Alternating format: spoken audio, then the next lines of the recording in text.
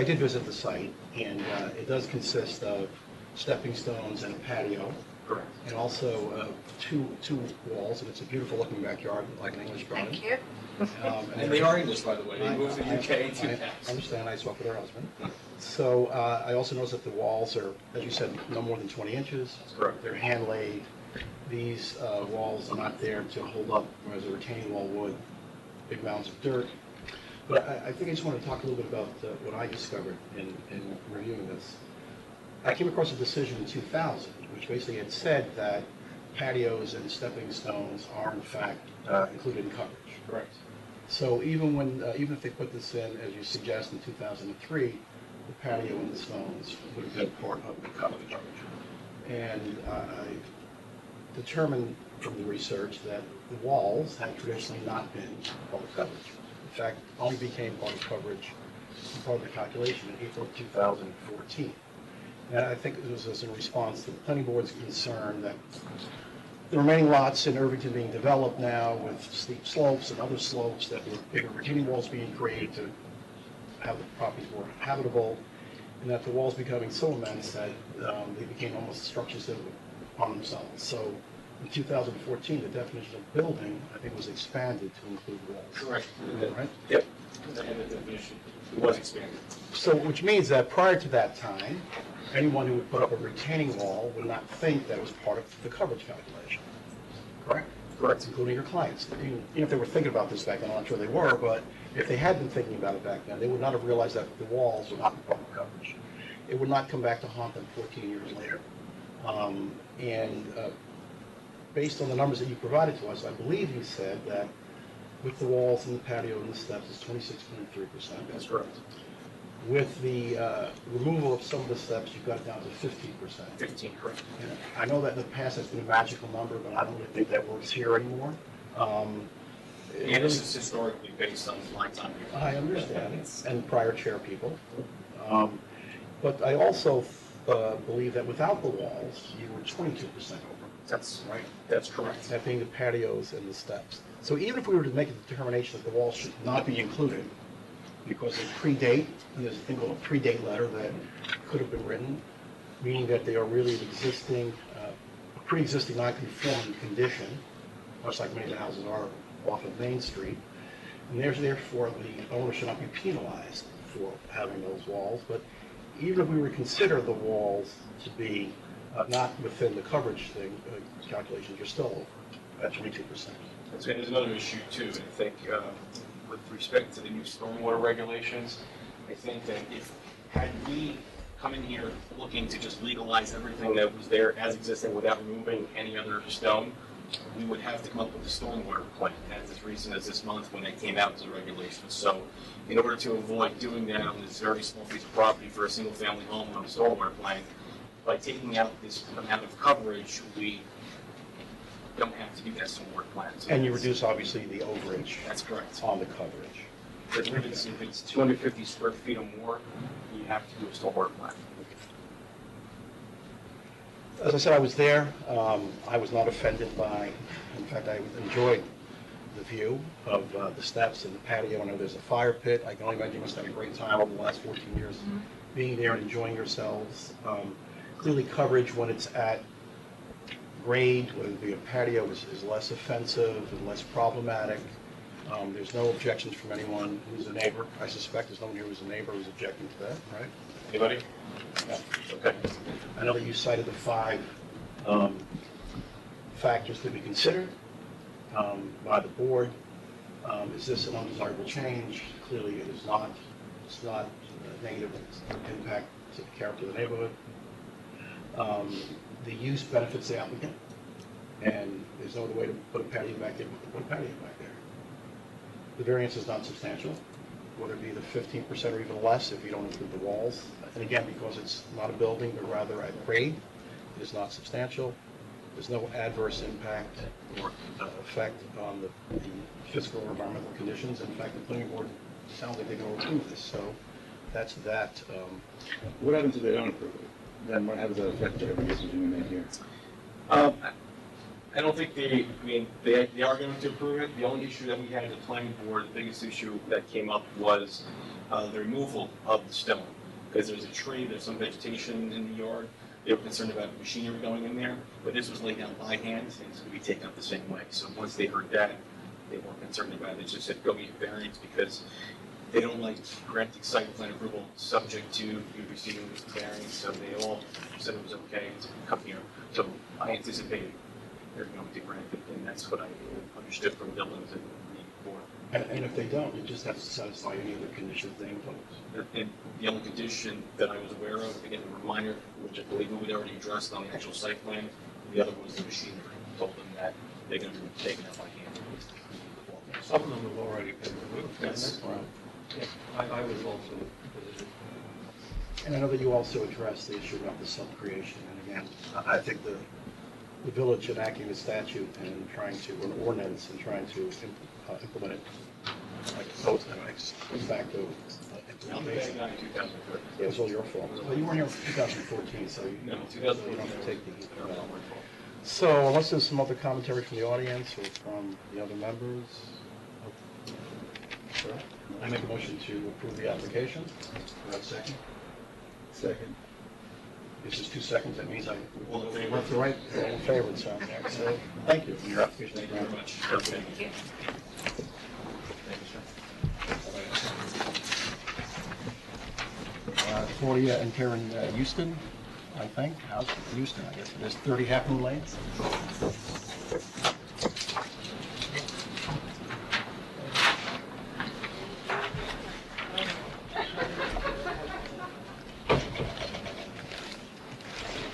I don't know if I need these drawings, but they're there if you need them. Okay, you can, My name is Arthur Shavon, architect representing Claudia and Carrie Houston on this application.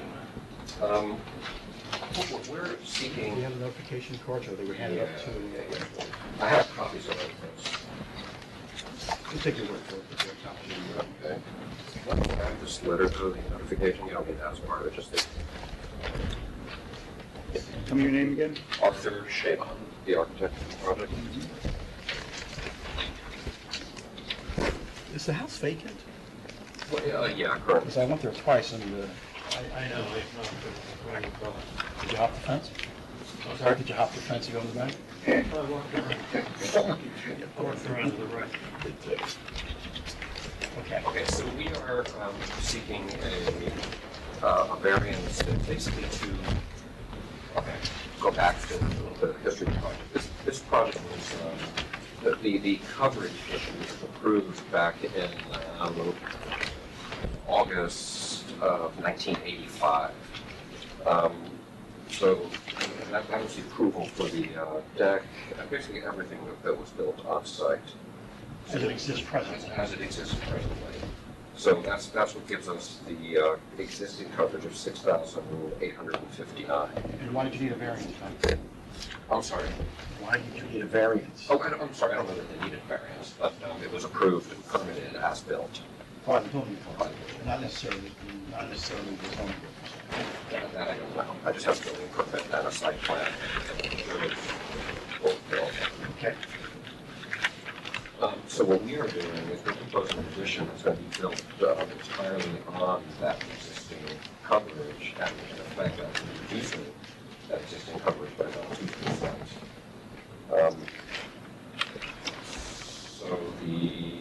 So well, you have all the numbers there. That's the whole story. That's it? Yeah, that's really it. But in essence, what you're, and you heard me speak a few minutes ago about the last application, what you're doing is you're reducing the coverage by removing basically items that are at grade, right? Yeah, everything's at grade, yes. And now you're building, you're creating a structure, right? Yes. That's obviously bulkier and elevated and things of the sort. Although again, as I understand it, this is not an FAR application, that's not considered. We're substantially below our allowable. Right, and I understand the planning board looked extensively at the visual impacts. Yes, they did. That was their focus. It was actually entirely about chimneys. Right, and also the view shed with the Hudson River, does that impact that stuff as well? It was discussed and What's the variance that you're requesting? well, we're It's odd because we're actually reducing coverage from what's existing, so I'm not exactly sure why we have a variance, but we do. Well, it sounds like you're pre-existing non-conforming, Yes. correct? So anytime you do So it's an anything, exacerbation effect of, yeah. correct, you need to come back to us to talk to us about that. I mean, purely on the numbers, you're right, it is a decrease by 2 percentage points, I think you said. Could you, I think you have a diagram here that shows the elevation. Okay? I guess it's the north elevation, that's the one that is relevant for the most part. Right? So what is being built there and why? Well, the father was a family story. His father was ill and he's going to be moving in with a family. So we're building an extension as a bedroom for him and a small bedroom for him here. And how many, the house as it sits today, how big is it? How many bedrooms is it? It's 3 bedrooms right now. It's On one floor, 2 floors? 2 bedrooms on 1 floor, 1 bedroom on the master bedroom. Well, no, I'm sorry. 2 bedrooms on the 2nd floor, and it's 4 bedrooms, and 2 bedrooms on the ground floor. Okay. And the square footage of this additional space that's being, living space? We are adding, let's see, we're proposing an additional 429 square feet. So the overall square footage of the house goes from 5,443 to 5,872 square feet. And it's just one level? It's not 2 levels, it's one level. Okay. Is there anyone here from the audience who wishes to be heard? We're just observing. That's okay. We all are, that's all we're doing here. So you don't add anything. You guys are much more No, no. articulate in observing. Well, that's all right, but you're gonna live there, I know, as I suspect, so if you wanted to say anything, or, and you've not voiced any objections, I've seen any letters objecting to anything? Yeah, Okay. And you're right next door, aren't you? you're right next door. On the left side going south. No objections. Okay. No questions. No. Peter has no objections. It's good for Peter, it's good for everybody. We won't fall to that trap, because then we'll be doing the same thing next year, as we know. So, based on the record, there being no objection, you're decreasing it by the 2%. I make a motion to accept the application. Is there a second? Second. Take vote. Yes. Yes? Yes. Thank you, sir.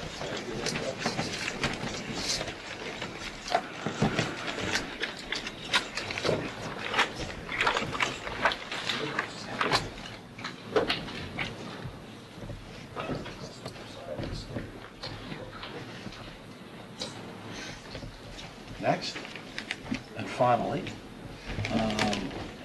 Joseph Mara, 20 Barney Park.